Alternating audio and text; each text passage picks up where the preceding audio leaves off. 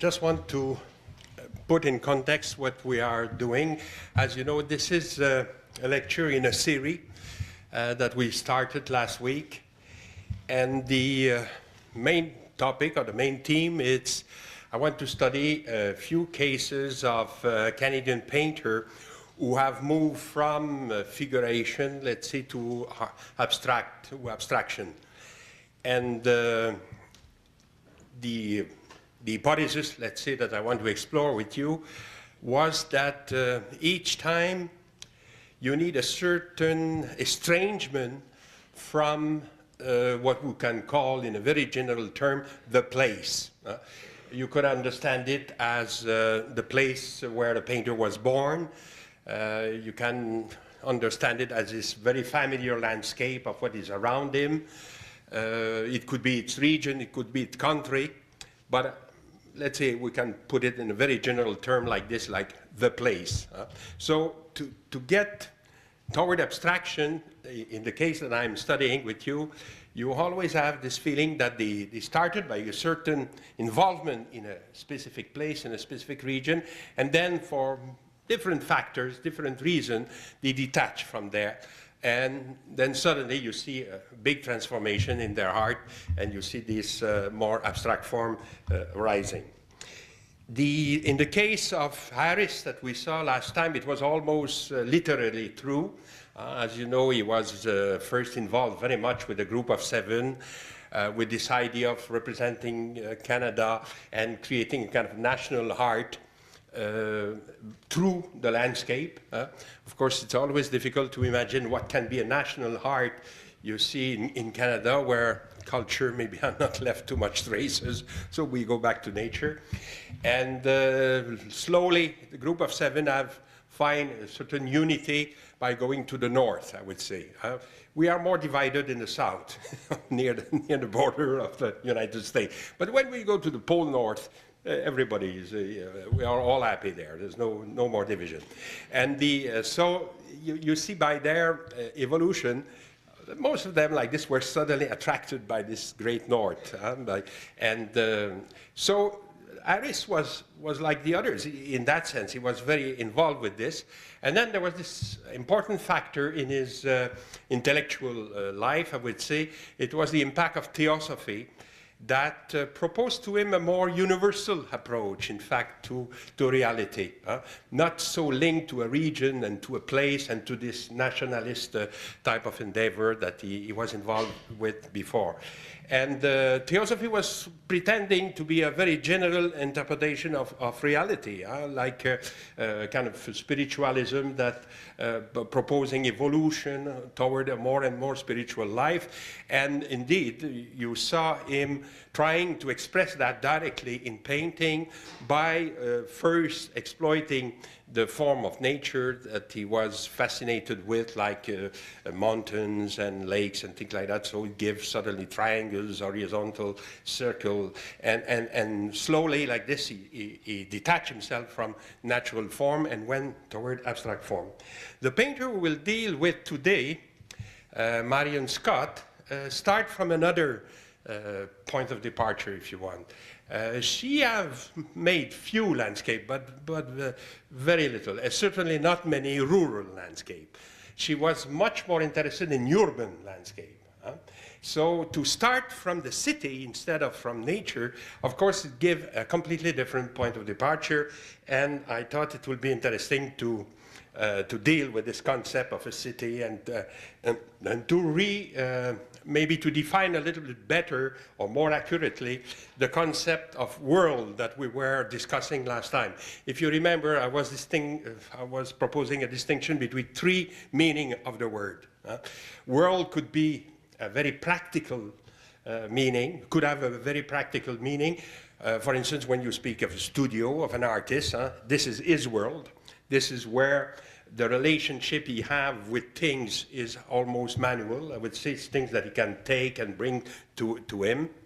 And this is this is a very first meaning, let's say, of a world.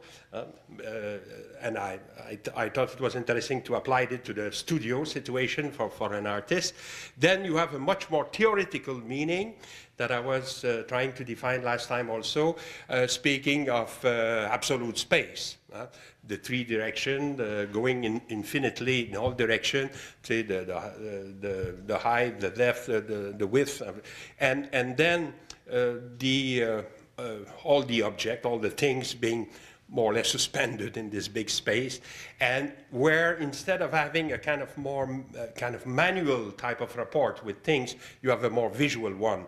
And that's why I use theoretical, because as you know, in Greek, theoria, the root of the word, means to reverently gaze to something. La theoria, it's a gaze, it's some looking attentively at something.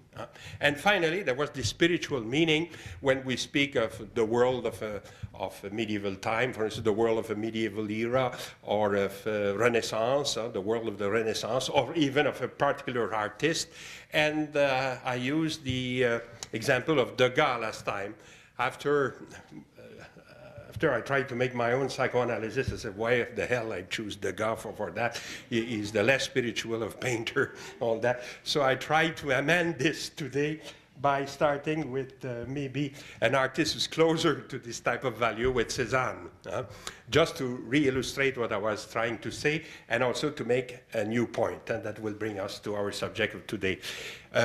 With Cézanne, if you were asking what is his world, and in terms of his spiritual world, you could say first by looking at his still life that indeed this is the type of world of contemplation, let's say, that Cézanne wants to give us to see.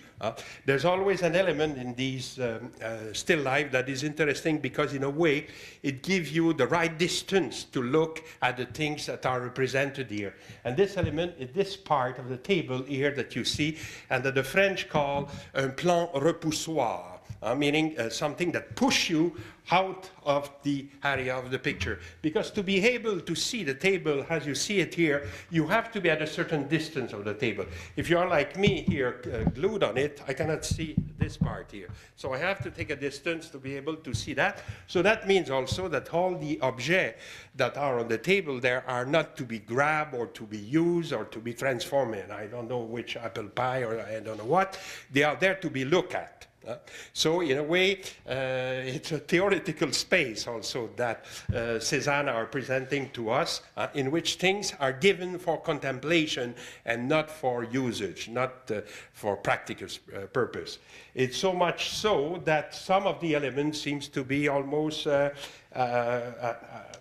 a kind of dangerous position, like this huge basket here. If you follow the corner of the table and you go there, you will see there's not much to hold it. So, but in a way, it's not very important, since what he wants to show, it's an assemblage of things like this given to contemplation. And also another remark, if you try to follow the edge of the table with the other one, if you want to connect them, you bless God that he have this tablecloth in between, you know, because otherwise I don't know how he will have put these two things together. In a way, this is done consciously, of course. Never think that Cézanne made mistake by not being conscious of something. In the contrary, it's done consciously in that sense that it reflects a little bit the two field of vision we have. We see things with two eyes. That's why we see in 3 dimensions. And if you close an eye, you have a certain aspect of reality that you will see. If you close the other eye, you will see another one. And when you combine both, you get this 3-dimension picture. You remember, and I don't know if you are old enough to have that, but in my childhood, at every Christmas, my parents were buying us, we were 6 children, the little Viewmasters. And so habitually this lasts about a week or two, and that's why they have to buy another series the next week. But this Viewmaster was doing exactly that. They were showing 2 little pictures that through display of lens, let's say, were putting them together and making a stereophonic, kind of stereoscopic image. Here, of course, the stereoscopy is not resolved, but the idea that Cézanne wanted to be faithful to his sensation is there, because the sensation is double like that. It's not always unified. If you close one eye, you will see a certain angle, and that's why, of course, the cubist will take this idea of a multiple point of view on reality. It comes from there. It comes from this discrete dealing with reality in Cézanne, but it could be, of course, exploited much more. And you could see, so then when you think of it, all this, we are speaking of a kind of optical space in a way. We are always trying to look at things and try to analyze our own visual sensation in a Cézanne. This is a spiritual world in a way. This is what it's all about.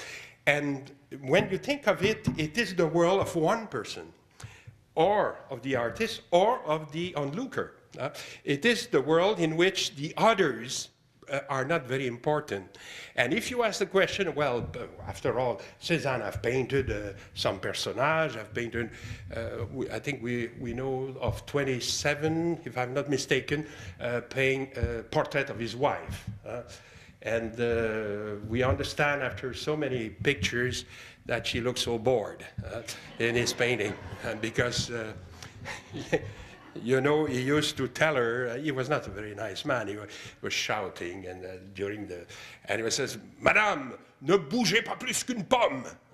Don't move more than an apple, which is terrible to say. Of course, if somebody treated woman as an object, is Cézanne. He always, and this portrait here, I put it in parallel precisely for that.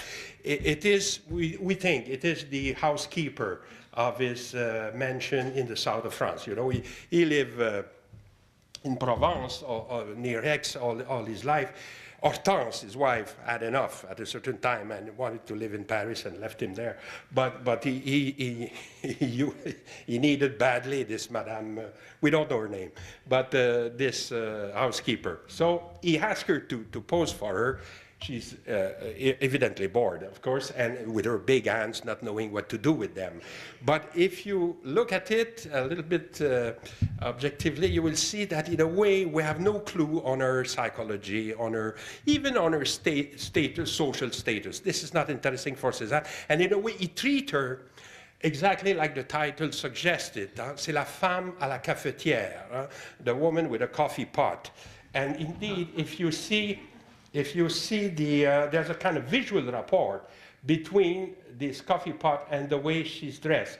You see, for instance, you have this section here, you have it here, there too. You have a kind of line here, you got it there too. And even her face is a little bit like the cup is there. You see, she has the same shape, as if there was a kind of rapport of shapes between les objets and le personnage. Both of them will be treated the same way. So this is a world, again, in which the others are not very present. And the painter I want to deal with, in the contrary, include, in a very, very important way, the others in his definition of the world. If you start from the city, you start with many peoples, not only an aggregation of peoples, you see, and things without too much order, but very well organized. And it's a community, it's a society in which roles are defined, even the way you dress is defined more or less. How to recognize a policeman on the street, you have to wear a special suit. You don't need this when you are in the middle of the forest. In a city, suddenly you have this community of others, and not only an accumulation of people, but also well organized. And this is, will be the point of departure of Marian Scott. So I said to myself, it's important to understand what it means, a city, as a point of departure. And for this, I will propose few reflections, some readings I did recently. I don't know why, maybe it's come with age. I'm reading philosophers these days. And younger people could be, Aristotle used to say, you cannot make metaphysics before when you are 40 and over, of course, but it's not true. And so I'm reading this Heidegger definition of the city. And one idea that I think interesting, and because you will see I will try to apply it after to the work of Marian Scott, it is that you see the city as a place where history is made, where in a certain way the man's life take historical meaning. And what he thinks about history, then why he apply that to the city, the reason is the following. He see the history as a kind of result of a conflict between, I would say, two types of values. One will be attached rather to nature. And he called it, well, he used Greek words for that, he called dike. Dike in Greek means justice, but he doesn't interpret the word justice in terms of, I would say, ethics or like a virtue, or he gave really a metaphysical meaning to justice. Dike for Heidegger is the adjustment, I will say. In German it says Füge, the adjustment of the different part of nature that make it a whole in a certain way. Okay, this is one of the values. The other value is techne. Well, techne, it's easy to recognize, is technology. And you say technology, what technology does, it's to break the adjustment. In order to get the energy or to get the power with nature, man have to destroy in a certain way, let's say the atom or the energy from Earth and all this. And history is basically the conflict between both. It is the balance that we try to make between the respect of nature, if you want, of the environment, and on the other hand, the needs of technology to break it, to reveal some hidden power, and finally to also create a kind of completely unfamiliar world. This is what is the paradox of this technology. It is at the moment when man becomes to think that he's in control of nature, the power that he freed are so immense that he suddenly is thrown in a world of complete homelessness, if you want, of unfamiliarity, of Unheimlichkeit, of this kind of impossibility of recognizing where we're all about. And this kind of conflict between the two is what history is about, and it is where it is decided, if one, it is in the urban milieu, in the city. It's where the decisions are made and with the consequence that it have. And so when we, with this idea in head, and we go to the painting of Marian Scott, that I will put from time to time in comparison with other painters, you will see the first, I was saying before that there's not many rural landscape in Marian Scott's oeuvre. This is one here on your left, which is called Quebec's Fields. And it's a painting, it's a early paintings of her. I will start by the beginning. So it's 1931. And I put it in parallel with A.Y. Jackson with almost the same subject, I would say, Quebec Farm, of A.Y. Jackson, painting of 1945, who is in the Musée de Joliette. It's nice to see that Father Corbeil was the director of this little museum. I bought A.Y. Jackson in 1945. It was clever to do it at that time. The Marian Scott present, in a way, a landscape of rural, but in fact of industrial agriculture. This type of very regular type of field is possible only with heavy machinery. You cannot do it with just a horse and a plow. There you need machinery, and in a way, the landscape in the country that Jackson tried to depict is the opposite of that. It is much closer to nature, in which, as you can see, the houses are in the second level of the painting. It's not at the foreground, and they are more or less as chaotic as the field behind. They don't have this regularity that we have here. The fact that Marian Scott put the houses in the foreground here, I think is typical also of what she called a Quebec field, because in Quebec you will have indeed these kind of little anarchic village like this with this big field in the back. With the group of 7, very often when they paint in Quebec, they are a little bit reticent with human presence. They put it a little bit far. And habitually the barn turns its back to us. They are not really facing us. They like the rhythm of nature and all that. So you have then, in a way, even with the same subject, 2 different, completely different conceptions. So it's not astonishing that most of the work of early works of Marian Scott would deal rather with the city instead of that, because in a way she gave there a big statement about fields and things and rural area with this painting.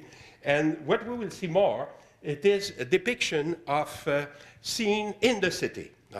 Like this one is called Escalator. It's a painting of 1936. And anything of my age knows Eaton's, of course, and many people, and even Morgan's. When you know Morgan, you're 60 and above.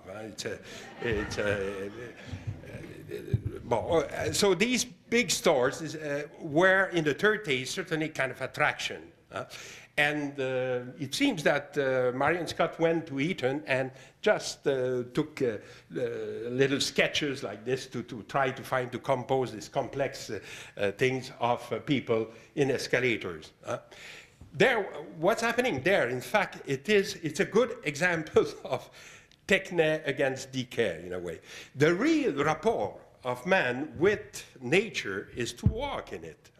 Here you are not walking in these escalators, you are walked, if I can use this past tense. You are carried by the escalator. And in a way, you lose also your identity. If you look at the personage here, it is difficult to know if they are rich or poor, or even if they are male or female. They are really very generic type of shape without too much identity. You become, in a way, a mass of consumers. You are no more individual. You are suddenly transformed in consumers, and you are carried. You are almost like objet, like marchandise. You are there to be processed in this big intestine of the store, and you are even. It's very difficult in an escalator to change your mind. Say, if you are in the middle, it's, oh gosh, I don't want to go there. I couldn't care less of a woman's clothes and things. But you are carried there. And then on the top, well, this is why not to look a little bit around. See, this was it's a good example of this technology transforming, let's say, nature, or let's say human nature in that case, in something else. And in a way, freeing power, freeing some energy there that could be used for a commercial reason, but I thought it was a kind of a clear illustration of that. Marian Scott will say herself later that his first work was dealing with control of human on nature, on the idea of control. Well, it's quite close to what I'm suggesting here, this idea of control of human spirit of his environment, in a way, escalator. She dealt also with, I would say, a variation of the same theme with this passenger.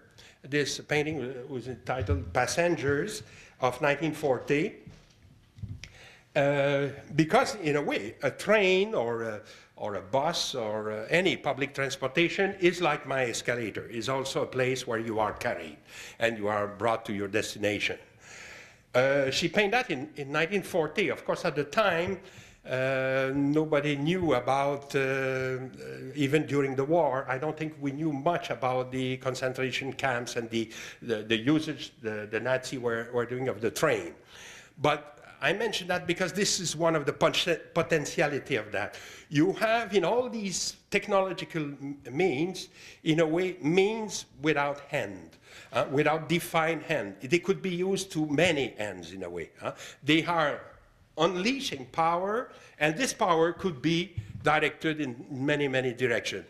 In the painting of Marian Scott, you see that the direction that this power is used is always critically assessed. She sees not only the positive aspect of it, but also the negative aspect.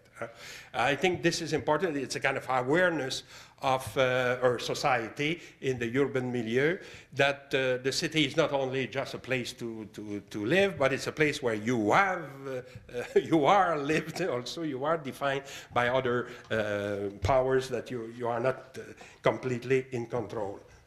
Look, for instance, the way she will treat on the left the theme of housing. It's called Backyard Houses Montreal. It's of 1936. And to contrast it, I put on the right side a little painting. It's about this size, so it's really little, of Borduas, Paul-Émile Borduas. And it's interesting to contrast both, because you will see that the point of view is very, very different. In the painting of Marian Scott, she is painting, in fact, from her window and the second story of her own house, the backyard of the house in front of her. And she suggests, of course, that there's two houses there exactly the same. There's not a single person around. They are as impersonal as they can be, and in a way they are like tools to inhabit in. This is, for instance, what Le Corbusier was saying about houses. Houses are tools, c'est des outils pour habiter, the tools to inhabit in them. And this is exactly what she sees. In the case of the Borduas painting, he's at the level of the ground, and he painted three little children who are his children, in fact. We know that this is the backyard of his house on Napoleon Street. He used to live near Parc La Fontaine. And so it's Janine, René, and Polo, the three little kids, 3 years old, 2 years old, 1 year old. This is the real French-Canadian way. You see la revanche des berceaux. And and also with the clothes hanging and all this. So he gave a much more intimate type of approach to it. It's not cold like in the painting, but of course the message is completely different. Look, another painting of Borduas, who's painted also with the same type of above point of view, like in the Marian Scott painting, except that there, again, if you know what it's all about, it's called Matin de Printemps, so spring morning, let's say, and in brackets, Mentana Street. I make some research about what is this Mentana. Only French Canadian will know that. It's apparently it's a place in Italy where Zouave, how do you say that in English? I have no idea. Zouave are Zouaves? What? I will describe them, you will know right away what it is. They are with the kind of the gray dress, with a big, they are soldiers of the Vatican going to defend the Pope against the bad Italians, not the mafia, but whatever Italian were bad there, and for the Pope. And it was a kind of crazy thing completely, to defend the Vatican area and all this against les méchants. And French Canadians, of course, were very Catholic, so they wanted to go there. So one of very famous sculptor was un Zouave. It was Philippe Hébert. Hébert was among the Zouaves. And so Mentana is a place where the Zouaves were illustrated, where they make a great victory against, I don't know, three, 4 guys. Anyway, but it's not important. So this street, in fact, is the street that Borduas could see from his window. He lived on Napoleon Street, where I showed you before, and from his window, he could see Mentana Street, and the 2 doors that you could see here, one of those doors, the closest to us, was the door of his own studio. The painting is done in 1937, but this is the place where the first meeting of Borduas with a group of his students will take place, and you could say this is the birthplace of the automatist movement. Of course, in 1937, Borduas didn't know that, but in a way, he depicted that before. So even if it looks closer in mood from this painting, when you know a little bit the context, you realize that, again, it's much more personal type of relationship with the choice that he made there. And it illustrates more, I would say, with the Marian Scott, what is the intention behind Marian Scott. It's not to give us a kind of intimate look on housing and things like that. It's to show us how house could be as impersonal as escalator, as a train or things. They could be really like a machine in a way. Des machines à habiter. I was asking myself, is it closer to Lauren Harris? You know that Harris did a lot of these presentation of the city also like this.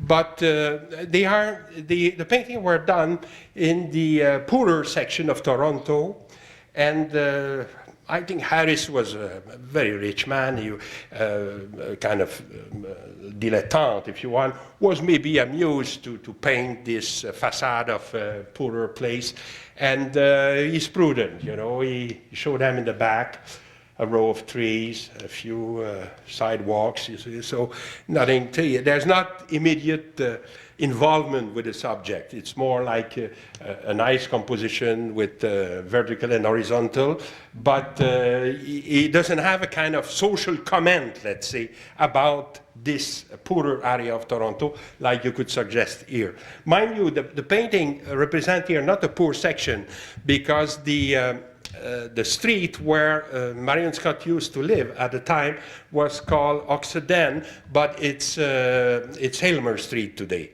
So it's near McGill University, and it was a place where you have many writers and many artists. For instance, on the same Aylmer Street, John Lyman had his studio. You have Holgate was living there too. There were some writers also. Anyway, it was a kind of rather intellectual, nice milieu there. So it's not so much that it's a poor housing that she's representing. She's representing more this kind of mechanical type of house. A house is like a machine. It was like completely impersonal. Another example, Tenants. A painting of Marian Scott of 1940, in which, okay, maybe now the personages are a little bit more defined. You could distinguish man and woman, but the type of houses that she represents here is as dry and impersonal like the others. You have always the same type of design at every story, and just the stairs create a certain movement, a little bit like an escalator before.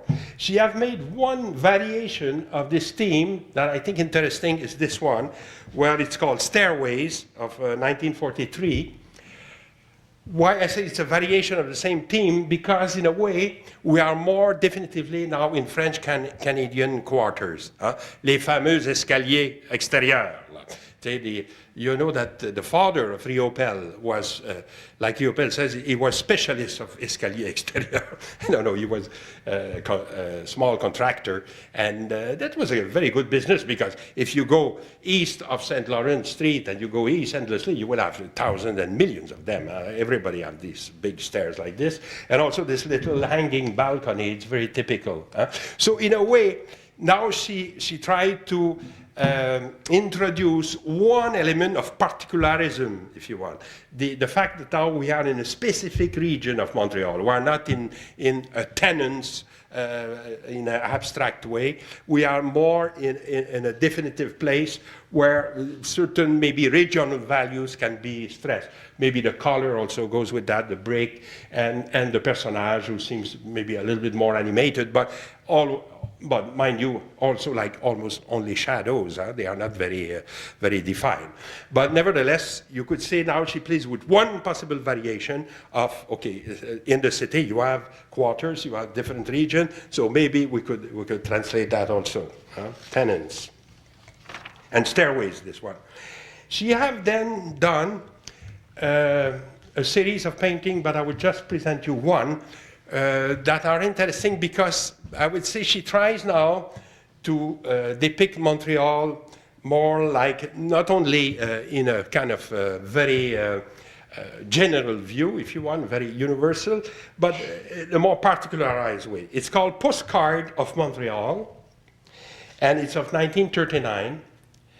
And it depicts, indeed, many landmarks of the city, like the Jacques Cartier Bridge, you have La Chine Canal here, you have the Bank of Montreal with a big column and the kind of triangle on the top. Mind you, the Bank of Montreal here open on a church. I don't know if it's a pun intended here, maybe, like the god of Montrealer is money. I don't know what you want to, but it's true. You see kneeling people here and then a little cross. And then you have churches here as much as you need. Of course, in Montreal, there's a lot. And so she tried to juxtapose like this many typical view, let's say, I would almost say touristic view of the city and make a composition which is a little bit like in the spirit of the people like Fernand Léger, or for let's say the second generation of Cubist painter will do things like that. Huh? I thought of Léger, I would put in parallel, but you see it's not completely convincing because Léger make it more hard and more abstract in a way. It's called The City. And he was interested by the big billboards of, it's done in 1919, this painting. And at the time, of course, the importance of billboards in cities was much less than today. But it was beginning in France, and in Paris in particular, in a place which is called La Place Clichy, where there was very outrageous type of big billboards like this, and Léger was very enthusiastic of that. He says, this is the birthplace of modern commerce. You know, this is where it is, all happens. Publicity start here in Place Clichy. Mind you, it was starting in New York a little bit before, but anyway, for a Frenchman, he was very enthusiastic about that, and he wanted to reflect that a little bit. So you have these big letters that appears here and there. You have here a kind of torso that appears behind a column here also. And to me, it was interesting in a way to make a rapprochement because you have stairs also, like in the painting of Marian Scott, but with kind of robotic type of personage also. So in the perspective of Léger, this is positive in a way. He's not at all against the city, the modern city, even with all this geometry and all that. In the contrary, he thinks that we are free from nature. This is freedom. This is a kind of new era. He's a progressist type of thinker. Maybe it's even closer in mood to an American painter. It's called Stuart Davis. It's called A Barber Shop. And of course, it's not a nice city like Paris. There you are in, say, downtown New York with incredible mishmash of buildings with no plan whatsoever. It's extraordinary to have a barber shop just in front and just behind a statue, you see, of a famous man. I don't know who he is, but anyway, so only in New York you can see a ridiculous thing like that. You will put the statue of, I don't know, Bolivar in front of a barber shop, you know why. And then, so you could have these little houses, it seems to be almost scanty, will be demolished, and then this huge skyscraper nearby, and everywhere, publicity. Even dentists announce their craft with huge letters like this, say, come to get your tooth out, it's wonderful, say, and without pain and everything. And so the mood of the painting there, maybe Marian Scott is in between. It's like a little bit the type of humorist type of juxtaposition that you have in Stuart Davis, but also a more formal organization that you have in Léger. This is one possibility with the city, to try to, through a kaleidoscopic, would say, perception that you see many scenes together and you try to synthesize them, to organize them inside of one surface. After another theme that will have that interests also Marian Scott, it is the harbor. And this is not astonishing because in Montreal you do have a tradition of harbor painters. I thought of Adrien Hébert, which have treated the subject matter also with the same type of enthusiasm. Hébert was very much against what he used to call les peintres du terroir, what we call regionalism, all these painters that were presenting only fields and rural area say the rudeness of French Canada in the country and thing.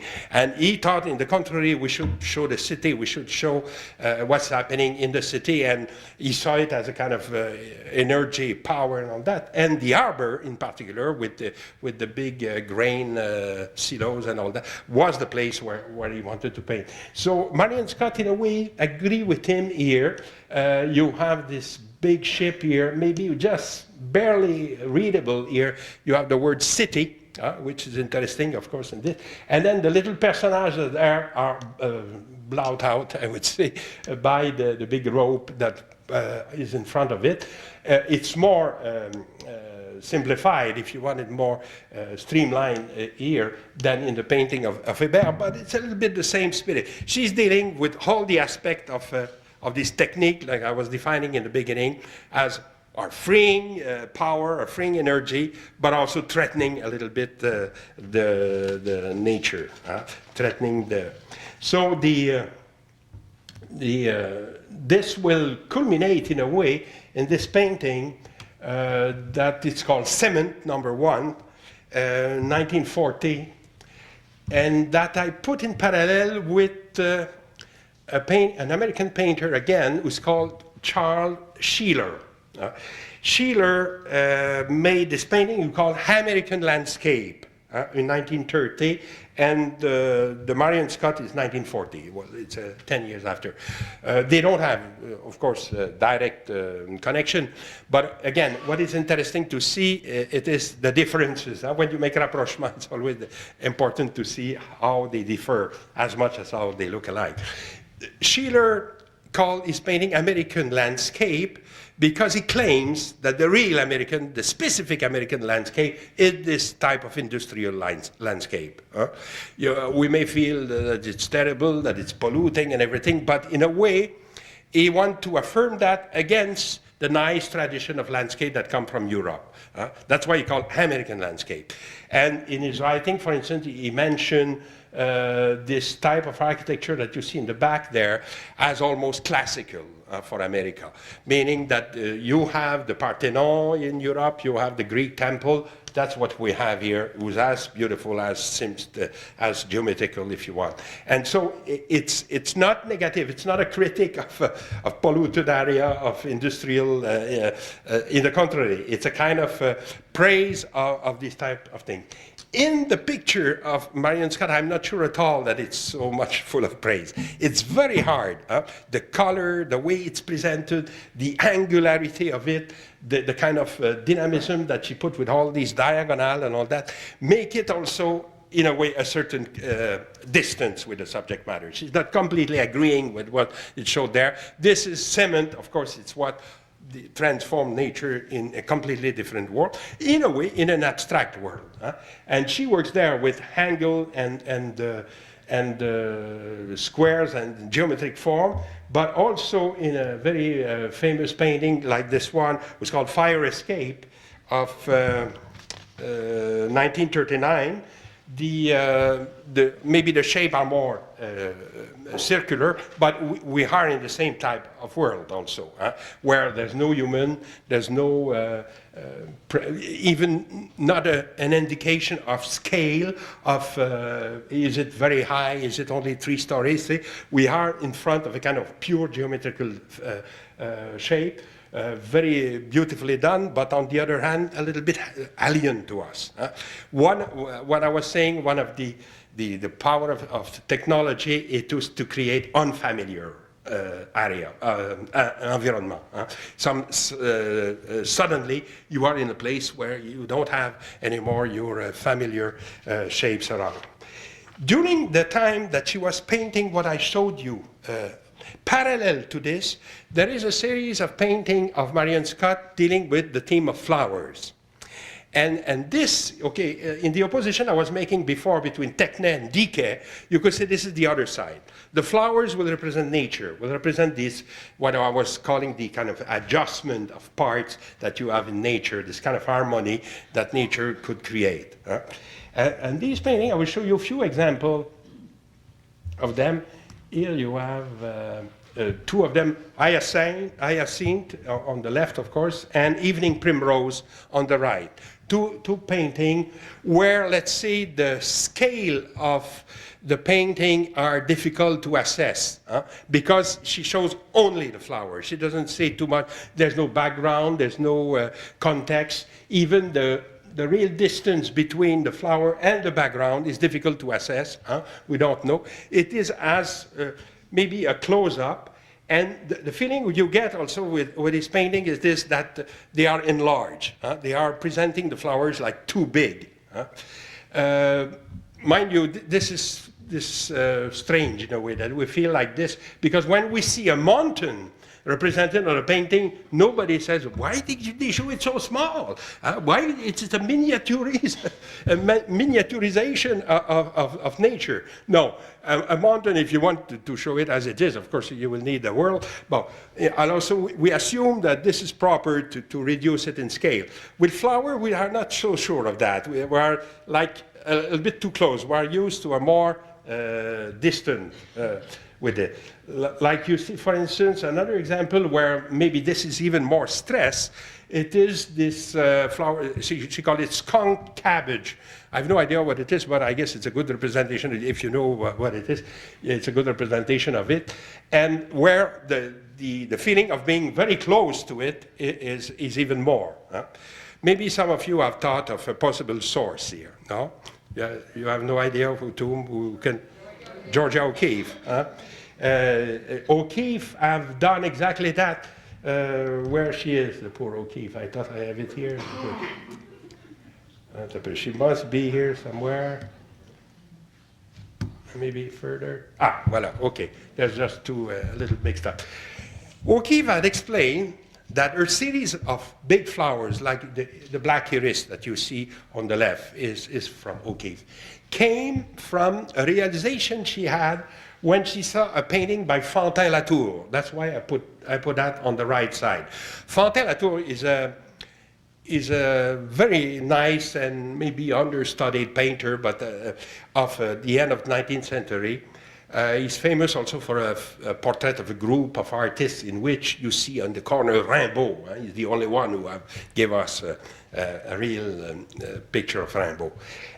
But he's also famous for these little still lifes that he made. They are habitually small-scale painting with flowers and fruits, like this one.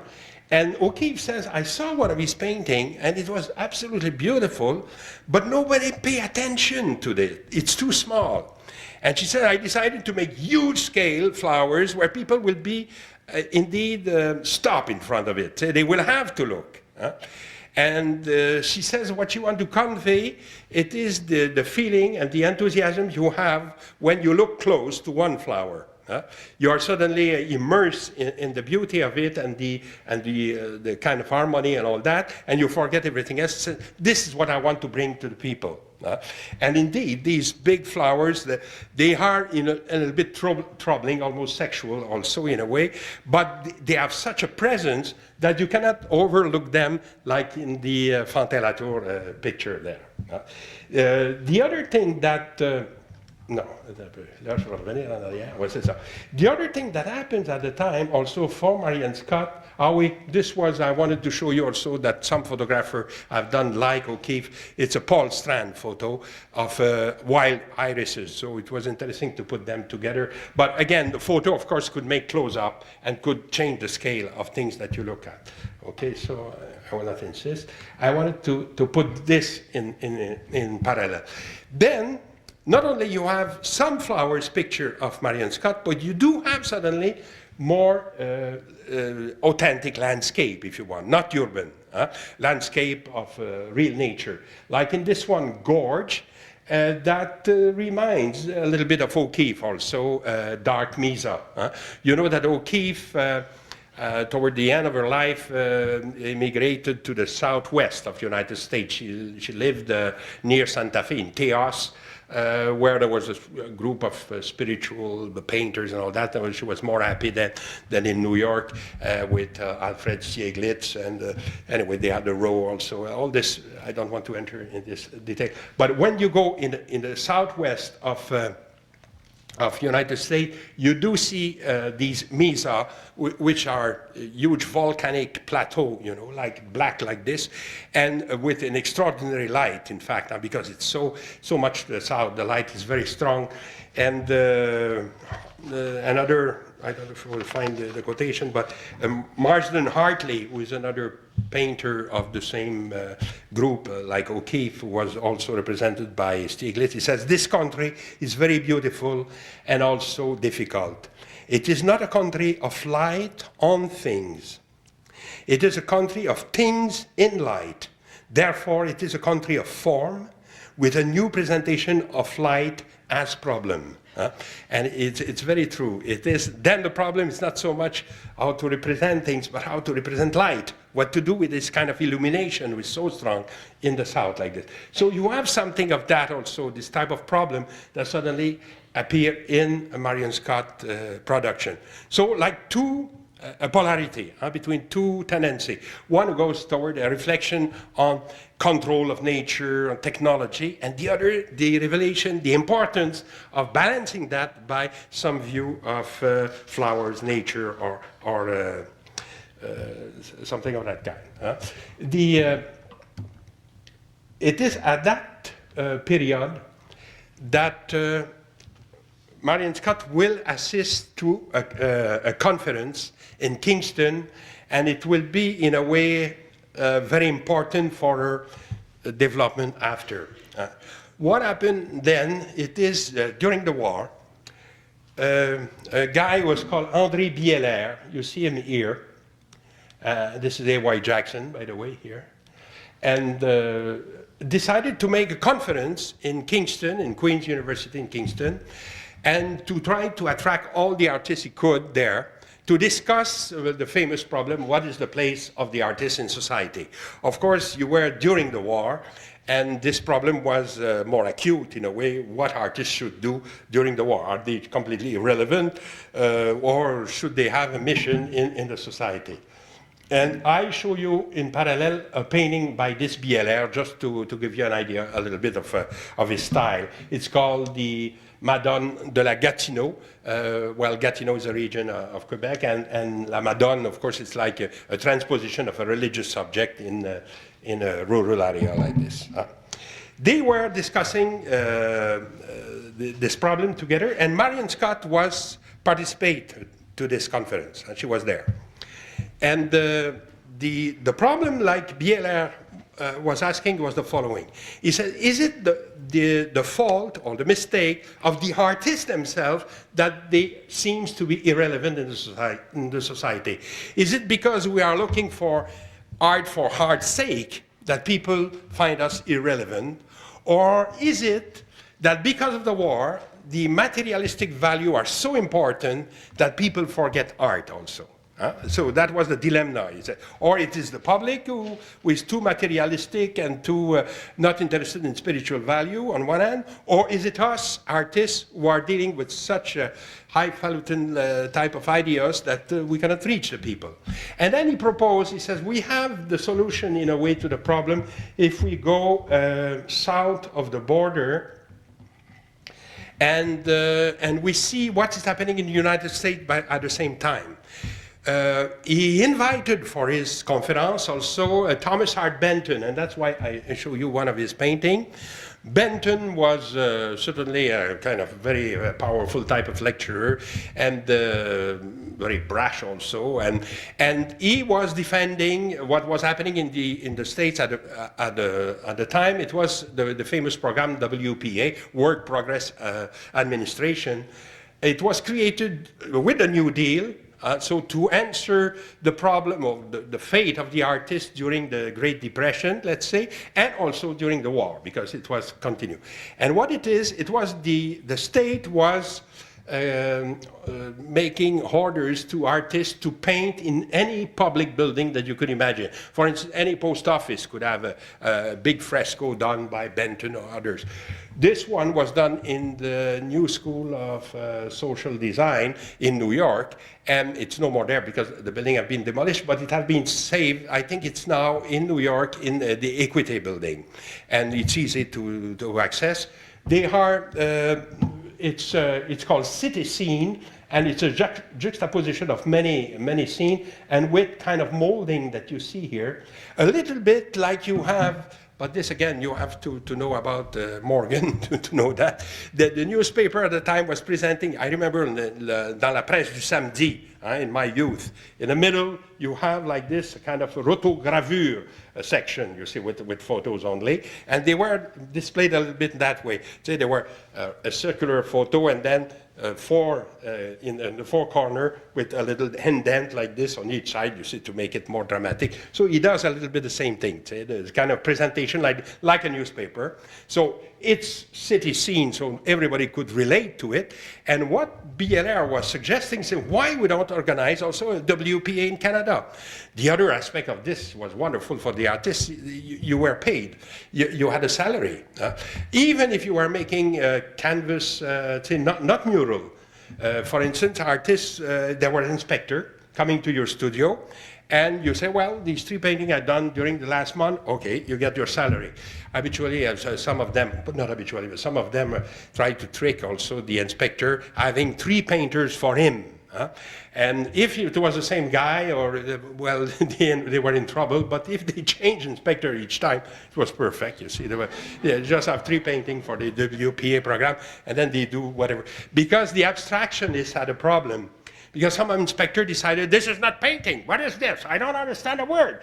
So they could not be paid. So they make a little landscape like they used to do for that. There was a lot of little stories like that. But the Canadians have nothing of that kind at the time. So Kingston Conference was how to imply the artists in modern society, and what should be the role of the state, in this. In fact, they were, in 41, announcing what will be decided much later with the creation of the Canada Council and with all the council that we have today and all that. I don't know, the situation is much better now with this, but certainly then it was hoped for. So Marian Scott go there, come back to his Montreal place, and then is very enthusiastic to make something more socially oriented. After all, she was dealing abstractly, let's say, with the problem of the city and all that, and she thought it would be so nice if I could get an order for making a fresco or something, for making a mural. And indeed, what happened, she met Hans Sellier, which is famous with the stress theory. You know that at the time he was teaching in McGill University, but he was in the histology department at the Faculty of Medicine, and but he was interested already in endocrinology. Yeah. All the hormones and their influence on the growth of people and things. And finally, this will bring him to the theory of stress, as you know. Mind you, he will develop that in University of Montreal, not in McGill. No, no comment. And so he knew the Scots, of course, because of Frank Scott. Anyway, this is a milieu that is very close together. And he says to Marian, why you don't make me a mural on this theme of endocrinology? We'll put it in class. After all, for answer, yeah, I think it was a kind of not too subtle way to show to the department in McGill that was a subject he was interested in and not histology. I don't know. Anyway, so he got her the contract. And she convinced him also not to make a painting, but to make a mural, really. And this is not, of course, the mural itself, because I don't think it has been saved properly. It's almost destroyed today. But this is more a kind of study that she made for it. And what she decided to do, it is to put a kind of main personage here in at the pointing, I would say, to the apex of this spiral that goes like this around.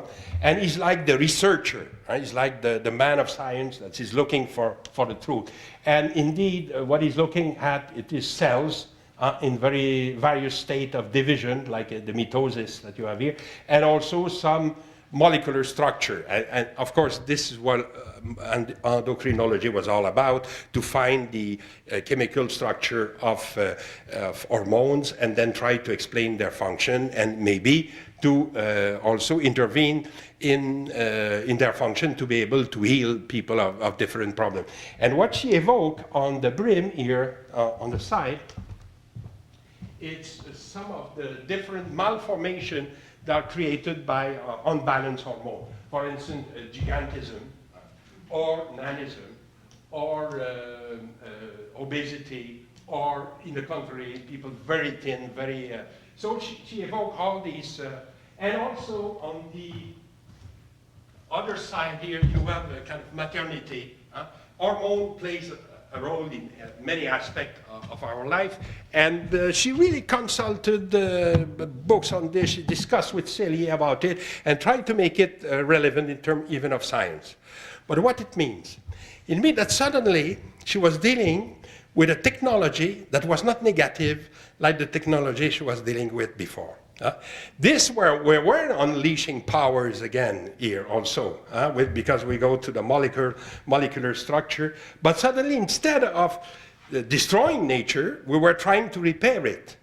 So in a way, it reconciliated her with this kind of technology that was fascinating to her, but also for which she had a kind of a very critical type of approach. Medicine, in a way, solved that problem for her and opened a kind of a new world of form, of shapes and all that she will really engulf with and will develop from there. You will see a much more abstract type of painting. Esther Trépanier have written an excellent book on Marian Scott in which she proposed a rapprochement of these frescoes with Ribera, big fresco that I show you a reproduction here on the right. Ribera have done this fresco in the Rockefeller Center, but he had the funny idea to put here, I don't know if you can see it where you are, but the face of Lenin. And of course the Rockefeller didn't appreciate it too much. What is Lenin doing on the ceiling there? And it was the representation of man, the creator, in a way. So you have a man here, and around him, a evocation of astronomy, of different sciences also, and mechanics, and all this. It's really a little bit the same subject matter than you have in the mural of Marian Scott. But of course, the Rockefeller didn't, and he had it destroyed. So what Ribera did, he repeated it, the fresco in Mexico, and the photo, of course, is done in Mexico here. It's not done in New York, but with the same team, more or less. I imagine maybe some modified it a little bit, but the same idea. Man, how do you call it? We have in Spanish quite a long title for that. El hombre controlador del universo. It's difficult to have better. El hombre controlador of el universo. Okay. And so I'm sure that Marian Scott could have known of this because everybody knew about this big fresco of Ribera and Rockefeller and all the scandal around. And she may have wanted to make her own version of that in a more humble scale, if you want, but also with the same idea of a kind of progressive point of view. Technology is not only negative, it can be also positive, it can be used for positive form. And the moment she will see that, you could say that her work will change a lot. She will have tapped there a kind of I would say a store of form that you will try to combine together, and you have it habitually in the title of this picture. Atom, Bone, and Embryo, like in this one, of 1943. Atom, Bones, and Embryo. It is, I think, more or less the shape of, how do you call that, the hips bone, le bassin, and with eventually the embryo in the middle here, reduced maybe to 2 cells, and then these circles around are like atom, if you want, as if she was putting the world of physics and biology and medicine together and evoking like this a kind of synthesis between different sources. She did also a series which was called Cell and Crystal, like this one, 1945. Apparently in the Red, well, it's not apparently, it's still there. In the Red Pat Museum on McGill, you do have a beautiful collection of gems and minerals. And she saw it and she was very enthusiastic about it. And if you think of it also, crystals are growing, are things that grows also. So in the mineral world, maybe they were closer to the biological world, you know. So atoms, here cells and crystals combined together. In a way, now they become almost just shape. They are interesting as shape, and science brings her toward more and more abstract form. Because, like I suggest, it's suddenly the possibility of having a more positive view on technique. She go back also eventually to his theme of flower, but she treats them now in much more abstractly, like in this one which is called Anthurium. You recognize maybe the flower, this kind of little, the heart of the flower is like this, but the rest seems much more free. And she says also that since she deals now with biomorphic form, her painting include much more soft curves and less angles than before. And it's not difficult to see it. It's exactly what's happening. She used also sometimes transparency. Like here, for instance, you have a kind of personnage with his hand here and another hand there, and that appear like behind or in front of many other shapes. And also by the device of transparency, she could create a certain derealization of the personage. I think I explained that last time about Harris also. When you have transparency, you do have a possibility of suggesting a kind of irreal personage. And she does it also. She's brought, I think, slowly also through biology to a certain reflection on human biology, I would say, or even evolution, or Darwinism, if you want. And this is like coherent to the world with whom she works, and also will bring in her painting certain aspect of more, I would say, so-called primitive art. She will be interested in archaic forms also. And you have painting who combine fossils and old cave drawings and things like that, as if now we move from let's say, anatomy and physiology toward more biology and evolution.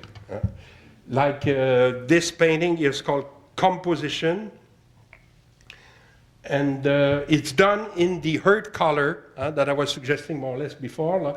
This kind of, and you have like stone color, and also always these protoplasma form that come from biology also. A kind of combination of both, but now much more difficult to relate exactly to one subject matter or the other. We are detaching ourselves from nature more and more. Sometimes you will have in her further evolution some comebacks toward not figuration, but at least through more social type of subject matter. Like she will make a series of pictures called groups. Like this one is number 10, but you have a lot of them.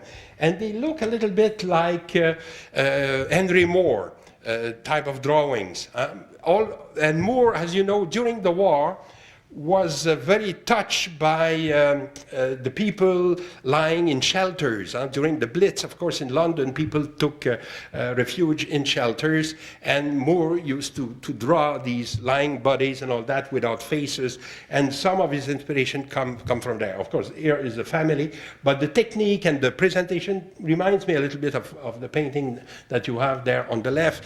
Like if, okay, it's very nice to go toward pure form and aesthetic and all that, but Marian Scott, being what she is, she go back from time to time to more social type of consideration. Like in this one, and also in the following one, which is called Community. It's much more abstract than the previous one, but indeed you still have like three personages side by side, treated in a very free way. But again, you could say it's the good old social consciousness that is coming back from time to time. The group number 10 that I showed you before is 1952. And the community that you see here is 1958. So you see more or less in time what it is. Then I would say from now on, the picture of Marian Scott is very abstract. You are, with this one, it's called number 10, so there's no more title in a way. This, habitually, when painters give numbers like this, it's a statement. It's a way to say, don't try to look at the kind of hidden subject matter. What you see is what you get. It's an organization of color and form. And it reminds me very much of Jackson Pollock painting, this type of thing. What do you have here? It is what we call a kind of all-over composition. In a all-over composition, you have two factors that are playing. First, it's a composition in which you don't have hierarchy between the elements, meaning there's not a spot who is more important than the others, like you have I would say, in a European type of composition. So I was showing you Cézanne at the beginning, and in Cézanne, okay, you have an organization, you have certain elements who are more important and others who are secondary, and you have a kind of triangular type of composition like this. It's well organized. There is a center that attract attention, and there is parts who are less important, the background or the corner or the top. In an all-over composition, you don't have this. You have really everything is at the same level. The American used to say this is a democratic type of composition in which you don't have something more higher than the other. It's all given the same. With one of the consequences of this, of course, it is the painting could expand in all directions endlessly. One of the problems that they used to say about Pollock, say, why they stop where they stop? Why not to continue like this and that? What make you say, okay, this is it, I finish it? Mind you, it's more subtle than that, because even in this painting of Pollock, of late Pollock, in a way, it's called Convergence, number 7, it's 1956, so it's almost, Convergence is, wait a minute, 1952, well, he died in 56, so it's rather at the end of his career, especially that the 3 last year, he drank too much, didn't paint much. But even in this type of composition, you could say that it's not going endlessly like this. I just want to point you, it's not so easy to see, but they are there. You have kind of axes there in white, and you have another one here with a kind of personage, and a third one was just suggested, you see, like these things here, as if you have, okay, one line to bring the composition this direction, the other in the other direction, and in the middle a kind of vertical pole. This was a system that Pollock learned from Benton. Benton was telling his students to compose like that, with poles. And you may know a famous painting of Pollock's called Blue Poles, in which you see them more clearly than here. In the Marian Scott, you have a much more freer type of all-over composition. You don't have the, at least I don't feel it much, a kind of device like you could have in a Pollock picture to organize it a little bit. It's really like a pattern that could expand and could go endlessly in all directions like this. She's of course aware of the painting of her day, and she wants to explore in that direction. She's also interested but a more geometrical type of shapes, and you do see from time to time paintings of that nature without title. This one untitled, 1964, in which, okay, you could say maybe it's an application of the famous system of the grid. You remember I mentioned it about Harris last time. The grid, basically, it's a series of vertical and horizontal. And what the grid do habitually, it is to flatten your picture. If you have a grid and you give importance to every little square in your grid, and if you paint them in kind of the same type of color, in a way, you will have a very flat picture. Yeah? Okay, you could say maybe this is more or less what is happening here. You have horizontal and vertical, and the painting is organized that way. But if you look at it, the feeling we get, it's not so flat. It's not so bidimensional like a real kind of grid painting like we will have, let's say, with, I don't know, Agnes Martin, or more recent painters. And I want to quote here one of my colleagues at Concordia, Sandra Pajkowski, I think, who had a brilliant idea about this. She suggested that in Marian Scott, we don't deal with the grid, we deal with an armature.